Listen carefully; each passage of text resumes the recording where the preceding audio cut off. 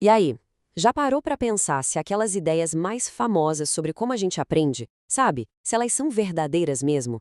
Muitas vezes o que parece fazer um baita sentido na prática não é bem o que a ciência comprova. Então vamos mergulhar nisso agora para separar o que é mito do que é realidade. Pensa um pouquinho aí.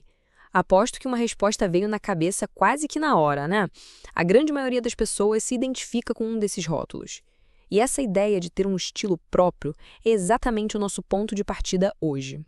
Pois é.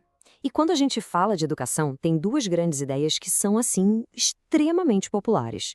Elas são bem intuitivas, parecem certíssimas e com certeza todo mundo já ouviu falar. Vamos dar uma olhada de perto na famosa pirâmide de aprendizagem e na teoria dos estilos de aprendizagem. Olha só, tá aí ela, a famosa pirâmide. A lógica é super simples e, convenhamos, bem cativante. Quanto mais a gente participa ativamente, mais a gente retém.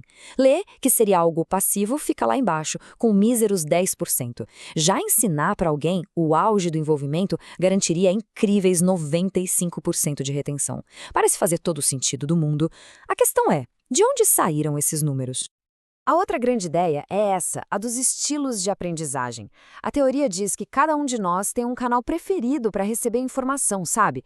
E se o ensino for adaptado para esse canal específico, o aprendizado seria muito, mas muito mais eficaz. Isso, claro, mexe com aquele nosso desejo de sermos únicos, de sermos especiais. E o modelo mais conhecido disso tudo é o tal do VARC. Os visuais são os que preferem diagramas, gráficos. Os auditivos, bom, esses aprendem melhor ouvindo, seja numa palestra ou num podcast. A galera da leitura e escrita gosta de ler e fazer anotações. E os sinestésicos, claro, precisam botar a mão na massa. Quase todo mundo acha que se encaixa em uma dessas caixinhas, né? Ok, agora a gente chega no ponto de virada.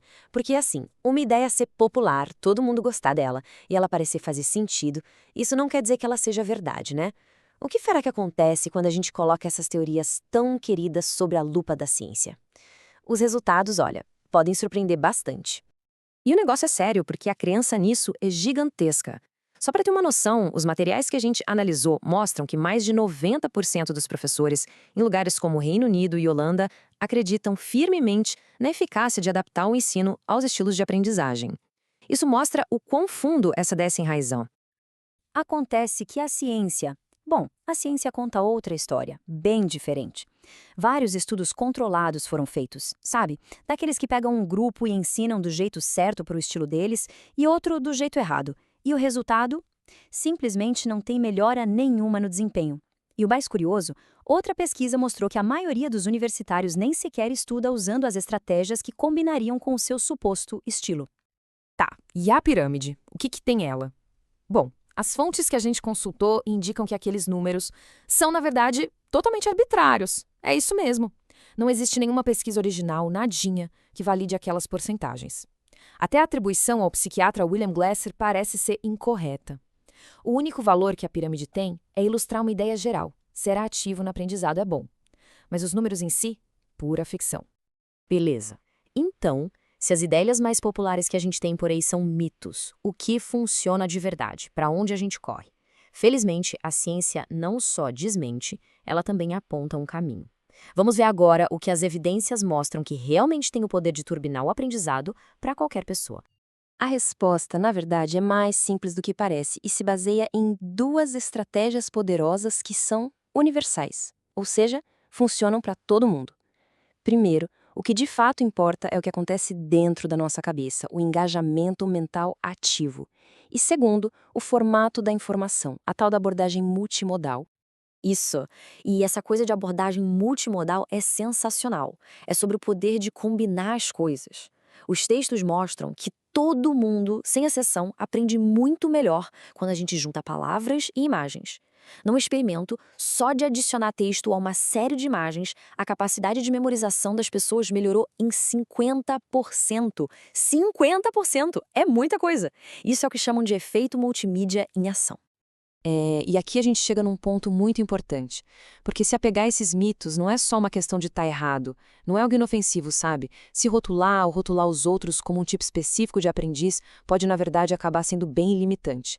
É hora de pensar de um jeito diferente sobre isso. Mas por que é tão crucial deixar essas ideias para trás? Simples, porque elas trazem consequências bem reais. Pensa só, é tempo e dinheiro jogado fora em treinamentos e materiais que são, no fim das contas, inúteis. É uma carga a mais e totalmente desnecessária para cima dos educadores. E talvez o pior de tudo, isso cria uma mentalidade fixa, que leva as pessoas a evitarem desafios só porque acreditam que não é o seu estilo. E olha, tem uma citação nas fontes que a gente analisou que, para mim, resume tudo isso de um jeito brilhante. Diz assim: você não é um aprendiz visual, nem um aprendiz auditivo. Você reúne todos esses tipos de aprendiz em um só. A verdade é essa, não somos uma coisa só, somos um combo de tudo isso. E as melhores experiências de aprendizado são as que misturam tudo.